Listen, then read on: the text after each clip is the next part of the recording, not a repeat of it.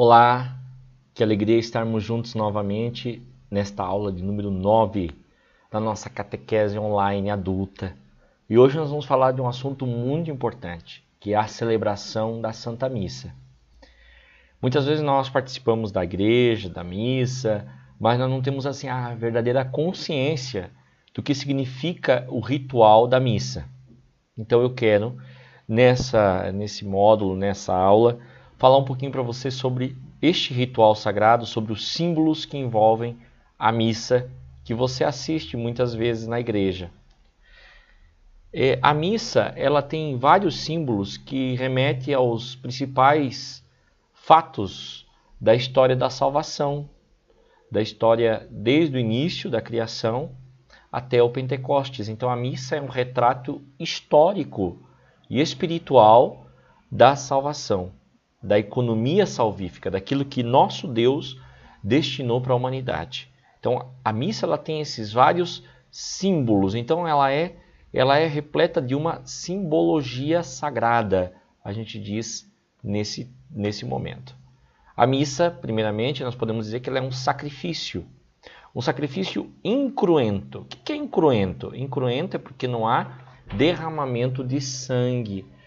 Na antiga lei existia a vítima, que servia como holocausto dos sacerdotes. Ele oferecia, isso está lá, por exemplo, no livro de Levítico e Deuteronômio, Números, tem essas prescrições, o próprio Êxodo também tem as prescrições a respeito do sacrifício, como é que era feito o sacrifício, como é que era feito o holocausto. E ali era um holocausto cruento, porque havia derramamento de sangue. Então, a missa ela segue um pouco daquela linha do sacrifício da antiga lei, daquele momento do holocausto. No entanto, agora existe um sacrifício incruento, porque o sangue derramado para nós cristãos é o sangue do Salvador, é o sangue do Senhor que foi derramado no Calvário. Então, cada missa que a gente faz, a gente está recordando o sacrifício de Cristo na cruz, no Calvário. Por isso essa cerimônia ela é tão importante para nós cristãos, porque ela nos vincula no tempo e no espaço àquele momento tão fundamental da nossa fé, o momento que Jesus verteu seu sangue por nosso amor e para a nossa salvação. O altar, então, por esse motivo, o altar cristão é o símbolo do Calvário. Por isso que ele tem, por exemplo, degraus. Degraus que representam o quê?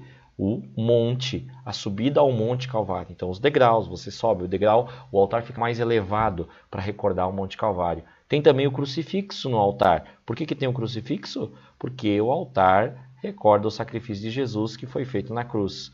O altar é de pedra, de mármore, símbolo do quê? Da pedra, do Calvário, da pedra onde estava lá em cima o crucifixo de Jesus. E nele estão a relíquia dos mártires. No local bem no centro do altar, que ele é consagrado, se abre um flanco do altar, se coloca essas relíquias e se fecha com uma pedra chamada pedra dara. Na pedra dara é que o padre posiciona o cálice para celebrar o sacrifício da missa. Essa pedra recorda-se também aquela pedra do sacrifício, lá do holocausto, onde, por exemplo, Abraão, lá na antiga lei, lá em Gênesis a gente pode constatar isso, ele ofereceu um sacrifício a Deus naquela pedra. Então, as pedras sempre ocuparam o local de altar, de símbolo de sacrifício, de oferecimento a Deus, tá bom? Na antiga lei nós temos aqui, por exemplo, um esquema, do que seria o local do sacrifício, o templo da antiga lei, tá? E aqui, por exemplo, nós temos aqui, o Santo dos Santos, onde havia o altar do holocausto, Então, no altar do holocausto, aqui no começo havia o altar do holocausto, o Santo dos Santos está lá na frente. O Santo dos Santos é o símbolo do sacrário, onde se colocava a arca, antigamente. Para nós, agora, o que é de mais sagrado é o corpo de Cristo. Então, o sacrário recorda-se o Santo dos Santos. E aqui o altar do holocausto. O local da Arca da Aliança é o Santo dos Santos. Onde, o que tinha na Arca da Aliança? As tábuas da lei, o cajado de Arão e um maná que nunca se extinguiu. O maná que caiu do céu Vocês sabem que no dia seguinte, quando eles iam colher o maná já estava... Quer dizer, você colhia de manhã, se você fosse deixar aquele maná para o dia seguinte, ele já estava podre e cheirava mal. Então, ele apodrecia. Mas este maná, guardado na Arca da Aliança, nunca apodreceu. Né? Pelo menos está lá, conseguirá na Escritura Sagrada, esses 3 elementos dentro da Arca da Aliança. E o sacerdote da antiga lei, ele entrava apenas uma vez por ano no Santo dos Santos, nesse local onde existia o propiciatório, que tinha a arca com os anjos esculpidos sobre ela, né?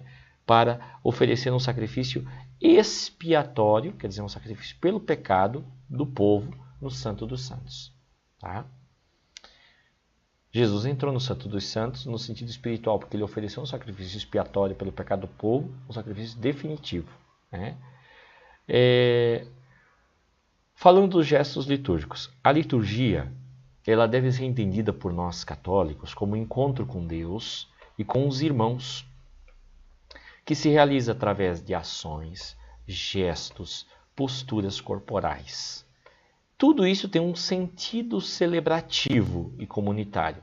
A postura do corpo é a expressão visível do íntimo das pessoas da comunidade. Então, cada gesto, cada palavra, cada objeto, cada veste que é colocado na liturgia tem um sentido, um significado. Por exemplo, estar de pé significa, é a atitude de prontidão nossa. Nós nos colocamos de pé na missa aqui para louvar, para cantar, para rezar, não é isso?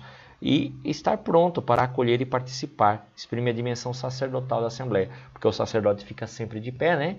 Então, por exemplo, quando começa a celebração, todos se põem de pé. Por quê? Porque é o estar pronto, estar atento, estar pronto para acolher, para participar, né? Então, vamos daqui. Então, Jesus falava assim, vamos daqui. Aí todos se levantavam e iam. Então, estar de pé é isso, é estar pronto para ir. Tá? De joelhos é uma atitude de adoração, súplica, humildade, penitência. Em que momentos a gente se ajoelha, padre? Nos momentos de penitência, por exemplo, quando a gente faz a oração da confissão dos pecados. Deus Pai Todo-Poderoso, na vossa presença e perante o vosso Filho, você pode ajoelhar-se. E também um gesto de adoração ao Santíssimo Sacramento, por exemplo, quando o padre está fazendo a consagração do corpo e do sangue de Cristo, você está de joelhos em adoração. De joelhos, quando nós falamos uma atitude de adoração. Caminhar é o deslocar-se de um lugar para outro nas procissões. A expressão do novo povo de Deus a caminho da Jerusalém Celeste e da realização do Reino de Deus. A gente caminha em que momento na missa? Quando a gente vai dar a paz, quando a gente vai transmitir a paz. Por quê? Porque a igreja caminha, o povo de Deus que caminha para fazer valer a mensagem do Mestre. Sentar-se é uma atitude de acolhida, atenção, silêncio e meditação. A gente senta para ouvir a palavra, a gente senta para ouvir o sermão, a prédica ou homilia, como a gente chama. A gente senta para o momento do ofertório, para estar celebrativo, participativo desse momento. Prostrar-se, se colocar com o rosto no chão, é o total despojamento e humildade. A gente faz prostração, o padre, no dia da Sexta-feira Santa, quando se lembra a paixão e morte de Jesus, e também no dia que ele é ordenado. A comunidade em geral não se prostra na missa, mas você pode prostrar-se para fazer uma reverência profunda em oração, não há problema nisso. Dar-se as mãos é um sinal de comunhão, carregar a cruz é o sinal da nossa fé, importante, a cruz como elemento de salvação, elemento de bênção, elemento de purificação, elemento de afugentamento do mal. Sinal da cruz é o revestir-se de Cristo. O sinal da cruz tem um símbolo místico muito forte, porque ele abre o seu corpo espiritual para a graça divina. Primeiro, no sentido vertical, porque do Pai para o Filho significa o mistério da encarnação. Do céu habitou na terra. E o Espírito Santo aqui nos braços, por quê? Porque é a dimensão carnal, a dimensão humana, a dimensão fraterna. Então é no abraço que eu abraço o meu irmão. O sinal da cruz tem esse sentido. Acender as velas é o sinal da nossa fé, é a luz de Cristo acesa. Eu sou a luz do mundo, Jesus nos diz. Então a vela representa exatamente a fé que deve estar acesa para iluminar a todos aqueles que estão nas trevas. Queimar incenso. Nós fazemos isso muitas vezes na missa, eleva a nossa mente, intenções e o coração para Deus. Em que momento se faz a queima do incenso na missa? No início da celebração, para um ato de adoração a Deus, porque o incenso é um ato de adoração. Lembra que Jesus, quando nasceu, recebeu presentes de ouro, incenso e mirra. Então, são atos de adoração a Deus. O incenso representa essa adoração. Então, nós temos na entrada o incenso, né, na procissão de entrada, e depois o sacerdote recebe o incenso ao altar, incenso ao sacrário, incenso às imagens, incenso ao povo, é incensado. Tá? Nós temos no evangeliário, no evangelho, no momento que o evangelho vai ser lido, que incensa a palavra, símbolo da palavra do próprio Deus que é proferida para nós. Nós temos no ofertório, que é o momento que se elevam as orações até Deus. Então, com as nossas orações, suba a fumaça desse incenso aromático. Então, é o sacrifício em si, propriamente dito. E no momento da consagração, em que o padre está elevando o Santíssimo Sacramento, símbolo também de que nosso coração se eleva na presença de Deus, tá bom? Levantar as mãos é uma atitude de louvor ou súplica, é um pedido de bênção, perdão. Lavar as mãos é um sinal de purificação, o padre lava as mãos, geralmente no momento do ofertório, no ato conhecido como lavabo, né, para purificar-se. Representa aquele lava-pés dos apóstolos na última ceia também, tá bom? A aspersão com água benta é sinal da purificação e recordação do nosso batismo. É importante, a igreja sempre celebra isso, a igreja sempre abençoa, asperge com água benta para nos recordar o nosso batismo que nos remiu, que nos transformou em cristãos. E o abraço da paz, um sinal de união e fraternidade, como nós já nos mencionamos. Então, os ritos na liturgia são um conjunto de gestos e ações simbólicas realizadas no contexto comunitário, conforme normas e rubricas. Rubricas são essas normas, tá? Essas regras da liturgia. Tá? A liturgia é o conjunto do culto público. O que é liturgia, padre? Liturgia é o conjunto dos rituais, é o culto por excelência da igreja. Tá? Previamente estabelecidas e devidamente aplicadas, repetidas de tempo em tempo, com a intenção de tornar presente a realidade que se quer celebrar, intercalando ações com palavras. O rito é comunicação e ação. Isso é importante. Não deve ser só uma palavra morta. Ele comunica e dá vida. Comunica e dá ação. Na liturgia, o rito está a serviço da relação, aliança entre o Deus e os seus filhos e filhas e da atualização da vida, paixão, morte e ressurreição de Jesus Cristo. É assim que funciona a liturgia da missa, como relação entre o amor de Deus para conosco por meio da pessoa de Jesus Cristo que morreu, padeceu e ressuscitou dos mortos e está sentado à direita do Pai. Partes da missa, vamos lá. A missa é dividida dessa forma. Ritos iniciais, tá? Liturgia da palavra, liturgia eucarística e ritos finais. Essa é a divisão clássica da celebração eucarística, da celebração da Santa Missa. Tá bom? As partes principais aqui estão, né? A liturgia da palavra e a liturgia eucarística. É o pão da palavra e o pão da mesa sagrada. Tá bom? Que é o núcleo da missa que a gente chama. Tá? O padre vestido, aqui nós temos uma foto do padre Pio de Petreutina, aqui tem uma foto, uma visão antiga de como os sacerdotes se vestiam antigamente, mas o padre se veste de amito, alva, cíngulo, estola, casula e manípulo, que não é tão usado, tá? O manípulo, ele é uma peça sobressalente, muitas vezes não há manípulo, tá? Estas são as vestes que o padre utiliza em tese, para celebrar o sacrifício da missa. O amito é esta capacete da salvação que ele coloca sobre os ombros, esse quadradinho aqui branco, remete-se à coroa de espinhos e a um véu com que cobrir o rosto de Jesus para esbofeteá-lo também. Tem esse significado. A alva é a túnica branca, tá? Símbolo da túnica branca com a qual Herodes mandou vestir a Jesus para dizer que ele era louco. O símbolo é a corda que se amarra na cintura aqui, ó, da alva, tá?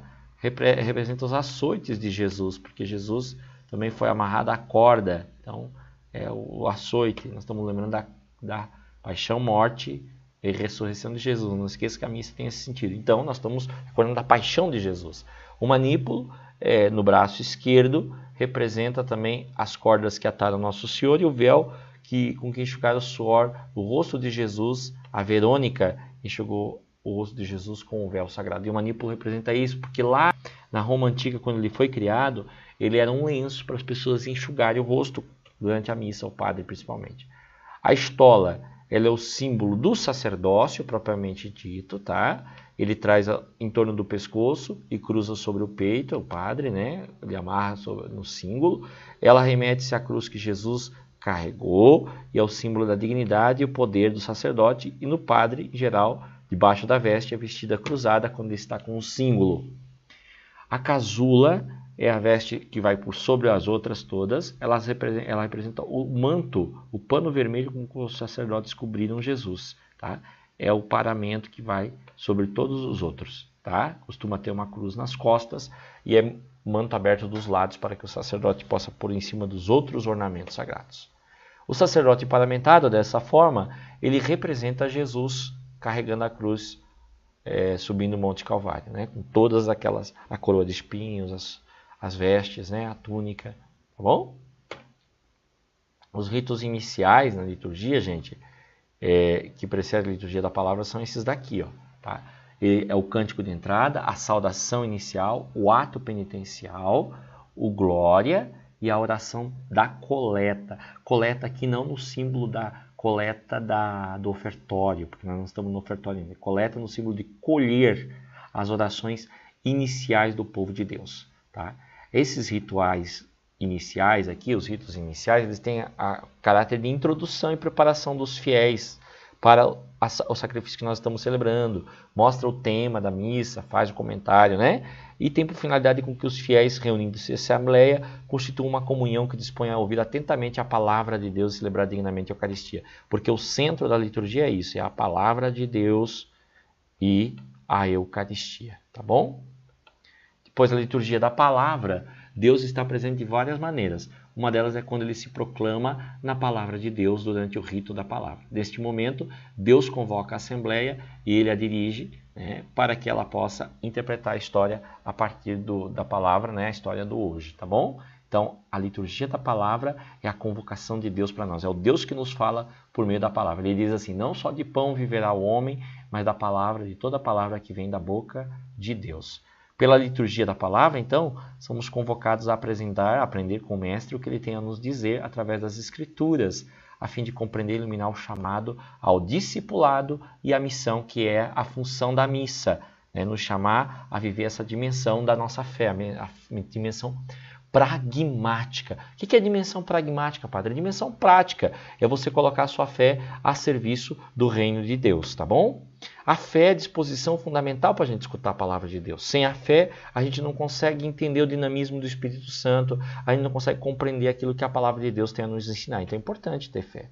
Parte principal da palavra de Deus, da liturgia da palavra, é a leitura da Sagrada Escritura, né? E pelos cânticos que ocorrem entre elas, sendo desenvolvida a homilia e concluída com a profissão de fé e a oração universal dos fiéis. Às vezes acontece, às vezes não, né? Então a estrutura é essa, tá? Da liturgia da palavra. A primeira leitura, o salmo, a segunda leitura, o canto de aclamação, evangelho, homilia, profissão de fé e prece da comunidade no ritual completo, tá? No ritual não completo, nós temos só a primeira leitura, o salmo, aí não tem segunda leitura, tem canto de aclamação, evangelho, tá? Aqui também às vezes não tem salmo, tá bom? Aí tem a homilia, a profissão de fé e as preces das comunidades também. Esses aqui, ó, são facultativos, esses que eu risquei de vermelho. Quer dizer, eles não são obrigatórios no ritual da missa, mas fazem parte da liturgia da palavra, tá bom? A presença de Cristo chega à sua máxima intensidade na assembleia dos fiéis reunidos em torno do altar. Nela a palavra é ligada ao rito, que é a ação de Cristo. A proclamação da palavra de Deus deve ser feita em atitude de oração. A palavra de Deus é importantíssima, né? A liturgia da palavra é a essência também desse culto divino, porque nos remete ao entendimento do que seja a palavra, tá? E aqui tem um pouquinho de cada um. A primeira leitura e o evangelho geralmente tratam do mesmo assunto, para mostrar Jesus como aquele que leva à plenitude a antiga aliança. Geralmente a primeira leitura é uma leitura da antiga aliança, do Antigo Testamento.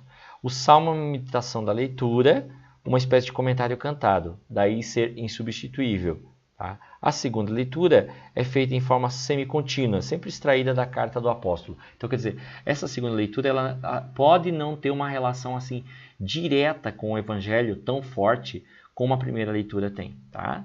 Mas ela também complementa alguns pontos, tá? A liturgia dos dias da semana não apresenta a segunda leitura e toda a Bíblia é lida todos os anos, tá bom? O ponto alto da liturgia da palavra está presente no Evangelho, por isso que todos ficam de pé e aclamam aquele Evangelho, porque é Jesus que nos fala. O Evangelho geralmente é uma história dita por Jesus, por isso que se fala assim, naquele tempo disse Jesus aos seus discípulos, e aí vem a palavra de Jesus. Então, quem proclama o Evangelho, na leitura, geralmente são pessoas leigas, ministros da Eucaristia, diáconos, né? Mas são pessoas que podem ser pessoas leigas para fazer as leituras. O Evangelho não, o Evangelho é feito pelo sacerdote e ele faz o tríplice sinal, que nós chamamos também persignação, aqui na testa, na boca e no coração, né? Para recordar que Deus esteve na minha mente, a minha mente deve acolher o Evangelho, a boca deve proclamar o Evangelho e o coração deve sentir e viver o Evangelho. Deus na minha mente, Deus na minha boca, Deus no coração. É isso que nós fazemos quando nós nos persignamos, tá bom? A homilia, ela faz uma transição entre a palavra de Deus e a resposta de Deus. A função da homilia é confrontar aquilo que foi dito, tá? Tanto sobre o viés histórico, então o padre vai contextualizar lá na história sagrada, lá na Antiga Lei, no Novo Testamento, vai falar um pouco disso, e depois ele vai animar o povo a partir da aplicação prática dessa palavra dentro da vida concreta, dentro da nossa realidade, tá bom? Profissão de fé, ou símbolo dos apóstolos, como a gente chama, né? Nós temos 3 profissões de fé que a gente geralmente celebra nas missas. A principal delas é o símbolo dos apóstolos, aquele que nós rezamos sempre. Creio em Deus Pai Todo-Poderoso, Criador do céu e da terra, em Jesus Cristo. Mas ainda tem o símbolo niceno-constantinopolitano, que é utilizado assim em ocasiões mais de festa. E nós temos o símbolo de Santo Atanásio, que é raramente utilizado, tá bom? A profissão de fé, ela fecha a homilia. Ela traz, digamos assim, a conclusão daquilo que foi pregado, tá? Então é importante a profissão de fé porque ela conclui, ela traz os 14 artigos, o credo apostólico que a gente chama, né, que é aquele que nós rezamos muitas vezes, traz os 14 artigos que nós, como católicos, acreditamos, tá bom? A oração dos fiéis, como eu falei para vocês, na nossa igreja, ela é um ritual facultativo, tá? E ela é a oração feita pelos fiéis, pelas necessidades da igreja, pela comunidade, pelos grupos, pela salvação do mundo, pela política, enfim. A gente geralmente responde, Senhor, escutai a nossa prece, né? O povo de Deus ouve a palavra de Deus e acolhe da resposta e depois pede a Deus por meio da oração para que esta palavra possa dar sentido às suas vidas, tá bom? Pede pela igreja para que tenha continuidade de proclamar o evangelho, pede pelas autoridades, por aqueles que sofrem, tá bom? Finalmente faz seus pedidos pela comunidade local. Por isso, talvez seria de imensa riqueza para a liturgia que as preces fossem feitas de modo espontâneo, mas para isso seria necessária ordem e instrução da Assembleia.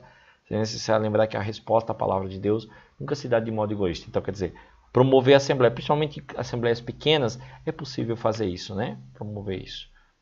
Mesa da palavra, a igreja sempre venerou as escrituras sagradas como o centro da vida cristã. Ao ler a palavra, quem está lendo, ou seja, o leitor, deve olhar com carinho para os ouvintes, porque Deus olha para o seu povo. Então, evite, portanto, só ficar olhando para o livro. Em todo o rito, a palavra se conjuga com o silêncio. Momentos de silêncio, após as leituras, o salmo, a homilia, fortalece a atitude de acolhida à palavra. O silêncio é o momento que o Espírito torna fecunda a palavra de Deus no coração da comunidade. Então é importante, a igreja também tem momentos de silêncio na liturgia, porque é uma meditação, é um momento meditativo. Né? Recordar a palavra de um Deus que fala para nós de um modo íntimo, tá bom? Celebração da palavra, as partes dela é assim dividida, né? Então nós temos o rito inicial, a liturgia da palavra, a ação de graças e os ritos finais, tá bom? Agora a parte eucarística. Liturgia eucarística, apresentação das oblatas, oração sobre as oblatas, oração eucarística e ritos da comunhão.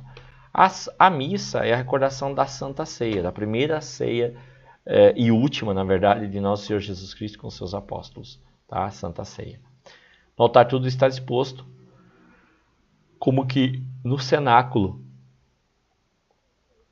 a mesa estava pronta para Jesus fazer a ceia com os seus discípulos, né? O sacerdote se dirige para a Santa Missa, acompanhado dos acólitos, né, daqueles que vão lhe ajudar. É como Jesus se dirigindo ao cenáculo, acompanhado dos seus apóstolos. Veja que a missa tem uma simbologia muito interessante. Como eu falei para vocês, ela recorda paixão, morte e ressurreição de Jesus. O sacerdote leva o cálice, ele arranja os objetos, abre o missal sem rezar. Jesus celebra a ceia da lei mosaica. Tá? O sacerdote desce, faz a confissão, purificar as faltas, né? Como é o começo da missa, o ritual inicial. Jesus deixa a mesa e vai lá e humilha-se e lava o pé dos apóstolos, quer dizer, recordação disso. Subindo ao altar, o sacerdote instrui os fiéis, Jesus senta à mesa e instrui os apóstolos. Eu vos dei o exemplo para que façais como eu fiz, Jesus fala. O sacerdote toma o pão e vinho num cálice, faz ofertório, orações e bênçãos. Jesus também toma o pão e vinho no cálice e os abençoa. Jesus deu graças, elevando os olhos aos céus, partiu o pão, deu aos seus discípulos e disse, isto é o meu corpo, depois deu o cálice, isto é o meu sangue. O sacerdote também emprega estas mesmas palavras e gestos no cânon da Santa Missa e distribui a comunhão. Do lado de Cristo saíram sangue e água. O padre pega o vinho e não abençoa. O vinho representa o Cristo. Depois ele pega a água, uma gota d'água, e abençoa. Esta água representa os fiéis, a nossa lágrima de arrependimento. O vinho não fica aguado, mas a água adquire cor, perfume e sabor. É o tesouro dos méritos de Cristo, santifica os fiéis sem manchá-los. Então, quer dizer, esta água, recorda-se aquela água que saiu do lado de Jesus. É interessante isso, né? O lavabo, nós falamos, é a recordação do lava-pés, no momento que o padre lava as mãos e reza o Salmo 25. O padre vai para o centro, significa Jesus indo para o Horto das Oliveiras. Ele inclina-se e diz assim, receber a Santíssima Trindade significa Jesus se prostrando e tendo suor de sangue. Depois ele volta, orar irmãos, quer dizer, fala que Jesus, é como se Jesus estivesse dizendo assim, vigiem e orem, né? Não pare de orar. Tá? Prefácio, corações ao alto, quer dizer, os corações são elevados para o céu, para Deus, para a contemplação das realidades celestes. Por isso somos convidados a cantar, entoar o santo, né? Junto com os anjos e santos de Deus. É uma visão celestial. Tá? Mostra a transcendência de Deus e a natureza humana de Jesus. Santo, santo, santo é Deus transcendente. Bendito que vem em nome do Senhor é a natureza humana de Jesus. Jesus vindo para nos salvar. Tá? Aí nós temos a entrada triunfal de Jerusalém, de Jesus em Jerusalém, que é o santo, né? Por isso que ele tem um pedacinho lá, né? Hosana ao filho de Davi. Bendito que vem em nome do Senhor, hosana no mais alto dos céus. São Mateus 21, 9, que é o que nós rezamos no santo também, porque o santo tem as orações da missa, tem essa peculiaridade. Muitas vezes, algumas orações têm a ver com passagens da Escritura Sagrada, evidentemente, né? Gesto dos fiéis nos cânones, todo ajoelhado, porque Jesus foi preso, o silêncio, porque remete à noite que Jesus foi capturado, né? O caminho do padre ao celebrar lembra que Jesus foi mandado de um juiz iníquo ao outro, então o padre faz essa mudança de lado, né? Através das vestimentas litúrgicas entende-se que o sacerdote se veste de Cristo em sua paixão, tá bom? O acólito levanta a casula durante a elevação, quer dizer, recorda a ajuda do Cirineu. Isso daí é um ritual muito antigo, a gente às vezes não utiliza isso, tá? Mas assim, você vê, por exemplo, determinados momentos o acólito segurando a casula. Quer dizer exatamente isso, a ajuda do Cirineu, a ajuda que Jesus recebeu do Cirineu. Tá? Aqui é um esquema da missa, né, do cânon, você pode olhar depois. Tá? O cânon é a parte principal, no momento que o padre está consagrando, preparando como se preparava o holocausto na antiga lei. Tá bom? Então ele está preparando. Tá? Ali, ó, né, ele vai cruzar os dedos sobre o cálice, né? Então ele está representando o quê? A tomada da cruz de Jesus na via sacra, tomando sobre si os pecados do mundo. Por isso que ele cruza os dedos, quer dizer, a cruz, a tomada da cruz, né?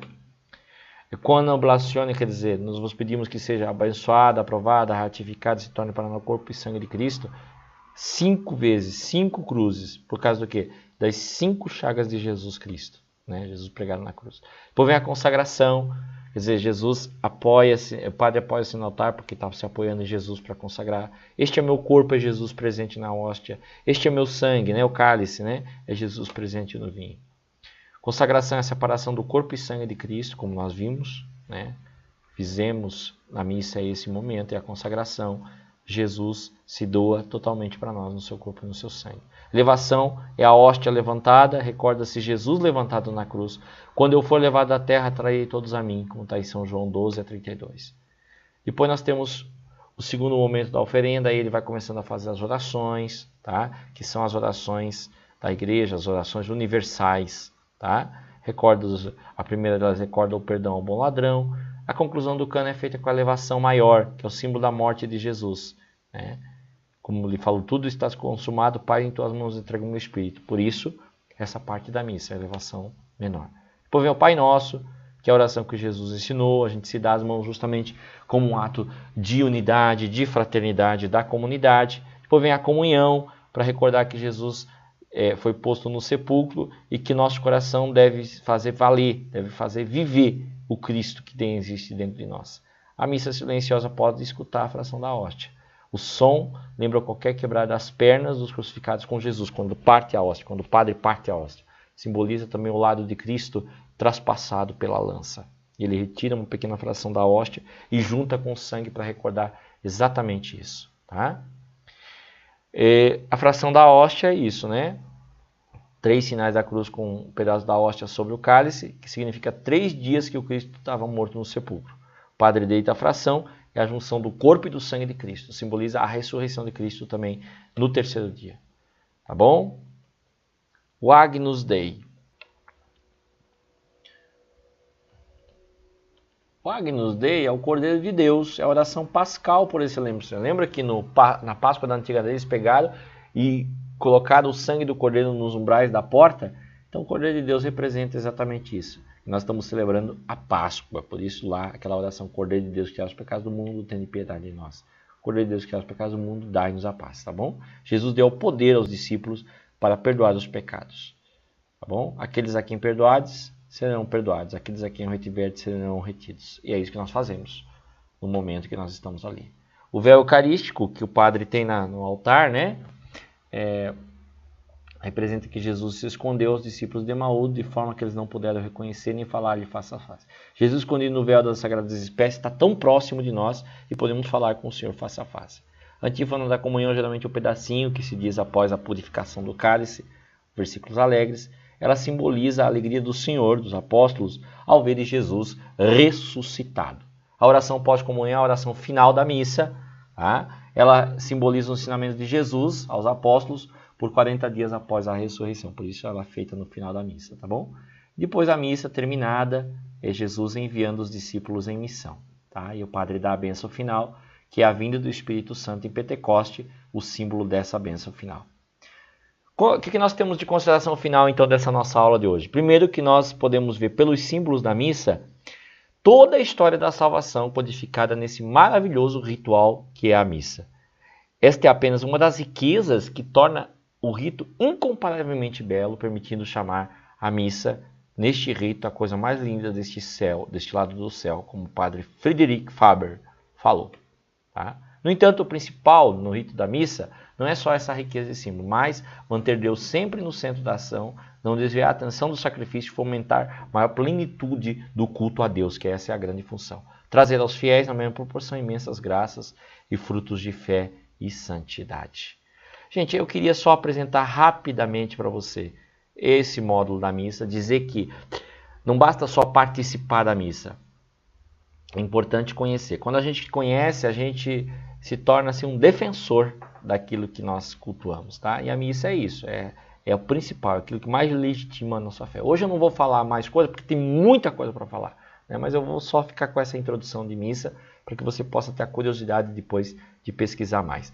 Leia o nosso material de apoio aí em PowerPoint, faça as questões, não deixe para amanhã, tá? Mantenha em ordem a tua vida, tá bom? E coragem, forte abraço.